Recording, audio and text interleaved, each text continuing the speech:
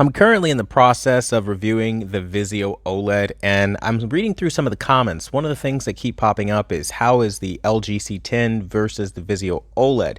And quite a few people are kind of just commenting that I just hate LG OLED, and they know I don't really like LG OLED, but maybe if I can help in some way, that would, I don't know, make their situation easier as to what to pick or whatnot. So long story short, this video is to address the concern that I'm hating LG OLED, or I hate LG OLED. I want to open by saying I don't hate LG OLED. I have bought mini OLEDs, quite a few to be honest with you, like the B7, C7, C8, and E8, just to name a few. Now, each time I bought one of these TVs, they did not meet my expectation, and so I'll be telling you why that is, and then we're going to kind of round it out by talking about Vizio, so that maybe I can answer this question, because I'm not even joking. There are a lot of you people asking, like, how is the C10 versus the Vizio OLED?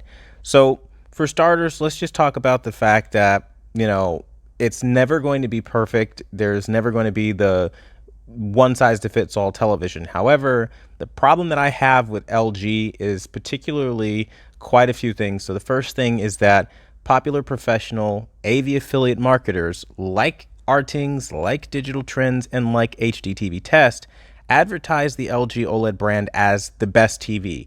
And in Vincent's case, they receive VIP treatment for influencing consumer buying habits. So oddly enough, when testing the LG OLED myself to see, does it live up to the claims, or is it really as good as they say it is, I ran into a bevy and a slew of real problems, like vertical banding on 5% near black scenes, aggressive ABL, dead pixels, burn-in in just 1 week of usage on the LG C8, the black crushing, the humming issues, the sloppy brightness, a general lack of depth, and on the new C10, the VRR leads to gray washed out black levels. And I'm just going to say this, if this is like the case, and there are so many problems that are growing pains, maybe software related, requiring a patch, or whatever the excuse is, why is it called the best? And so I challenge that. And when pointing out these flaws and daring to challenge the blindly trusted top names in the AV community, I've been met with LG's cult-like following. Now, if you're like me and you're just a person doing your everyday life, you won't know that there are cult-like followings around TV groups. This is basically like fantasy football on steroids. Like, they take this stuff really seriously, like death, life, whatever you want to call it, life and death. They take it very seriously, right? Like, these people are crazy about it. And as many of you may have discovered, anyone who tries to dare speak out against LG and talk about the flaws that they've noticed or are experiencing, they're immediately going to slander and insult you and do everything they can to kind of shut you down for not sharing their viewpoints of liking LG OLED. And in my case, you get trolls who impersonate you, then basically declare war on you by dedicating entire YouTube channels to discrediting your work, all for the sake of LG OLED and the simple fact that you didn't simply find that they lived up to the hype. Every professional calibrator, so the people that actually know how to work on these TVs, to use these TVs, every professional calibrator respects LG for putting the tools that they need to get those TVs on point. So the very fact that he doesn't like LG proves that he doesn't know what the fuck he's doing when it comes to calibrating a TV. Now, to be clear here, I don't hate LG OLED. I use a Sony A8G as my everyday TV because OLED tech has evolved, and truth be told, LG makes the panels for pretty much every OLED. But we'll talk about that in a second here, right? It's my everyday user because, at least from what I see, throughout the years, OLED has been improving with Sony. Now, this isn't a sponsored video in any way or in any capacity, but the reality is there are things that they do better. And even Vizio, with their new OLED, does have mind-blowingly beautiful imagery. Now, there are also the flaws with Vizio where, you have various sound issues, various, judder issues, software issues, which we'll talk about in the final review. But honestly, it's making me look at LG's side of things and kind of turning my head sideways a bit. Let me elaborate a little bit on what I'm talking about here.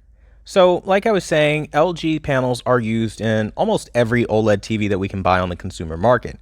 However, they also have a long way to go with image processing and algorithmic programming.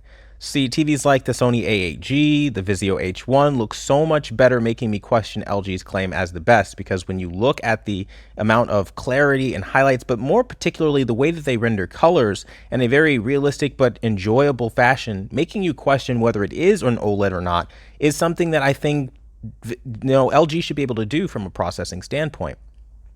Now, again, I do have some problems with LG, but it's not hatred, right? My problems more stem from, like, year after year, you're going to see awards slapped on all these boxes. You're going to hear that it's the best, and it's going to be established by these mainstream AV affiliate marketers. And the thing that bugs me the most is that when they go to shows like CES doesn't verify any of the claims made by any of these AV publications, meaning they're free to market without any oversight or fact checking or accountability whatsoever.